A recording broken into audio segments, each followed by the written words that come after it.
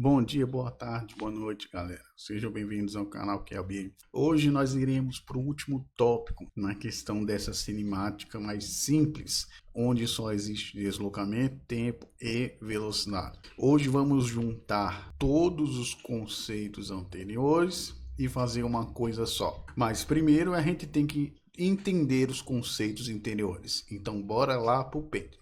Vamos lá. A primeira coisa, vamos relembrar a questão do referencial inicial. Então nós temos aqui, por exemplo, temos aqui a partícula 1, que nós vamos chamar de P1. Nós temos a partícula 2, chamada de P2. E nós temos aqui uma coisa que vai representar o solo. Ou seja, nós vamos relembrar o que nós aprendemos sobre referencial inicial. No caso, o assunto de hoje é o que nós chamamos de velocidade relativa. Só que para entender a velocidade relativa, a gente tem que entender o que é um referencial inicial, por isso que eu falei na primeira aula, e o que é um movimento simultâneo. Então aqui a gente tem movimentos, no caso, se esse P1 e esse P2 aqui eles estiverem se movendo, nós vamos ter um movimento simultâneo aqui. No caso, se eles estiverem os dois indo exatamente para esse lado de cá, então a gente tem um movimento simultâneo entre eles aqui, que a gente já estudou. Ou seja, o tempo deles pode estar ligado. Então a gente pode achar através do tempo quando o movimento ele é simultâneo. A gente viu isso no caso de um garoto passando dentro de um móvel. Um móvel andando e o garoto. A gente fez alguns exercícios baseados em cima disso. Que era ele no trilho, o trilho em movimento e ele em movimento dentro do trilho. Só que agora a gente vai colocar os conceitos de referencial inicial no movimento simultâneo, que a gente aprendeu, que no caso é a relatividade da velocidade, baseado no referencial inicial. Como por exemplo, vamos botar números aqui. Se eu tiver P1 a 120 km por hora e P2 a 90, qual é a velocidade relativa entre eles? É essa a questão aqui e é isso que a gente vai tratar nessa aula de hoje. E se eu perguntasse para você, por exemplo, em quanto tempo esse carro aqui, o P1, essa bola P1, vai se encontrar com P2? Poderia ser um exemplo aqui. Quando que P1 vai alcançar P2? Aí nós dizemos que a velocidade relativa em relação, deixa eu botar para cima aqui, ao outro carro é de 30 km por hora. Ou seja, a diferença para que P1 chegue a P2 é 30 km. Vocês vão entender isso aqui conforme a gente for desenrolando, tá certo? Sem neura por enquanto. Mas eu acho que vocês já conseguiram entender que aqui a gente está colocando a diferença como se fosse o quanto que ele precisa para ultrapassar. Ou seja, a diferença de 30 km entre eles. E o que mudou dos nossos estudos anteriores para esse aqui? O que mudou foi que o referencial que a gente tinha sobre todas as coisas era em relação ao solo. A gente já fez alguns exercícios que a gente colocou o referencial inicial com solo. Lá em movimento simultâneo a gente fez um lá, se eu não me engano. Aqui a gente não está botando como referência o solo. Essa parte aqui. No caso, a gente usou a referência um e o outro aqui. Ou seja, a diferença que existe entre eles dois aqui deu o que nós chamamos de velocidade relativa. Ou seja, nós mudamos o referencial inicial. Mudando o referencial inicial, a gente, ao invés de a gente colocar em relação ao solo, a gente colocou em relação aos dois veículos que estão se movendo. Eu vou citar um exemplo aqui simples para vocês do negócio lá do trilho.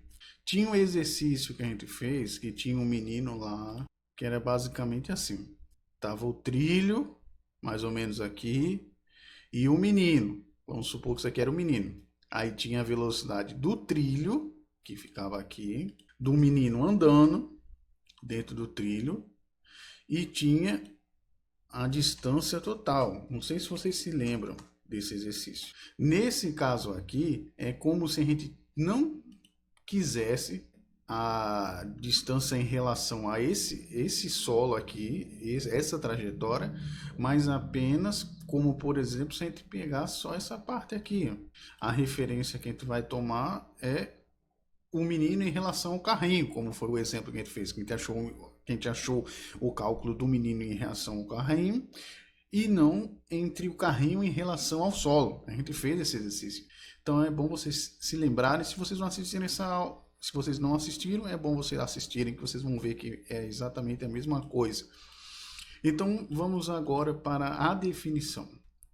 Só que antes disso daqui, antes de falar sobre a definição, eu quase ia esquecendo de falar para vocês sobre o início dos vetores. Vocês precisam saber o que é módulo, direção e sentido. São três coisas totalmente diferentes, mas fazem todo o sentido quando nós falamos agora sobre a trajetória e mais para frente quando a gente falar sobre vetores. Então, o que seria um módulo? O módulo, ele podemos dizer que é a intensidade. Então, nós temos a primeira coisa que é a intensidade, que é como se fosse o número, o valor, que nós trabalhamos muito na velocidade escalar apenas com módulo. Quando nós falamos sobre coisas que têm natureza escalar, geralmente usamos apenas um módulo, porque não faz sentido a gente usar nem o sentido nem a direção, muitas das vezes. Mas agora, quando é necessário se utilizar a direção e sentido, que é no caso, por exemplo, da dinâmica, a gente vai usar. Então vamos lá. Quando eu falo sobre direção a gente vai usar muito mais quando a gente for falar sobre cinemática vetorial. Nós temos as várias direções, aqui, para cá, aqui. Então você pode ver aí, são várias direções loucas que a gente tem. Agora o sentido, vamos fazer aqui o sentido. No caso a gente tem a direção, a gente pode botar a direção, né? E agora o sentido. No caso, se essas duas partículas aqui elas tiverem o mesmo sentido, é uma coisa. Mas e agora? Quando nós temos o caso de sentidos opostos, aí nós vamos ter que usar outro cálculo.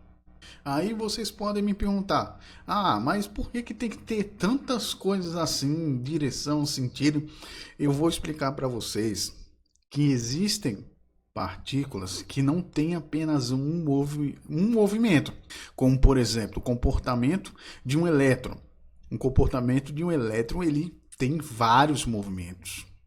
Vai depender muito da sua energia e várias coisas ali que a gente vai estudar um pouco mais sobre, mais no futuro aí, porque isso daí é ensino superior, o movimento de um elétron.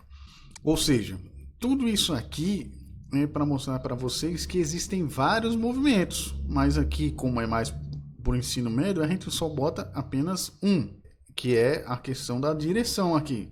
Então agora a gente já conseguiu abstrair bastante informação para a gente conseguir fazer uma definição.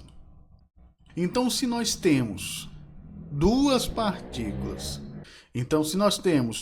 partículas que partilham de uma velocidade escalar igual, ou seja, constante, e colocamos ela em relação a um referencial inicial entre elas, que seja relativo entre elas, nós teremos aquilo que nós conhecemos como velocidade relativa.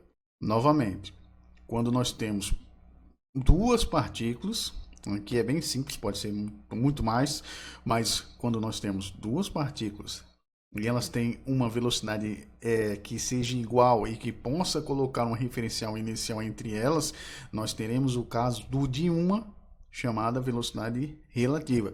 Esse é o conceito basilar. Então vamos lá.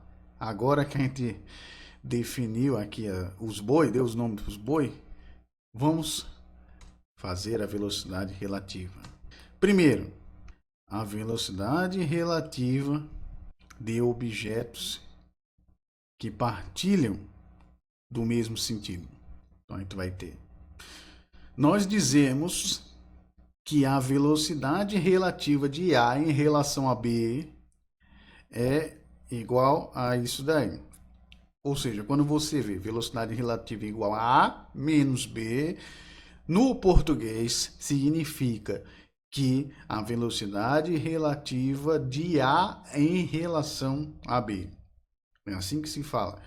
Nos casos em que nós temos aqui, ó, eles indo no mesmo sentido. Aqui nós temos a direção, vamos marcar essa direção aqui como positiva. Depois a gente vai ver mais coisas sobre direção, para não ficar muito embolado. Mas aqui já dá para a gente entender que eles estão indo para o mesmo sentido. Mas e agora se fosse ao contrário? E se fosse sentidos opostos? Aí a gente vê que a gente adotou esse lado aqui como positivo, vai ter diferença também, tá certo? Quando você adota que a direção esse lado aqui vai ser o positivo, então o daqui vai ser o negativo, tá certo? Isso muda os sinais quando você faz isso. Então, no caso, por exemplo, se eu tenho 8 aqui e eu tenho 2 metros por segundo aqui, e eles estão no mesmo sentido, eles vão ter o sinal positivo. Mas agora, no caso, se os sentidos forem opostos, o sentido contrário à direção, ele será negativo, que é a orientação. A direção, ela é a orientação.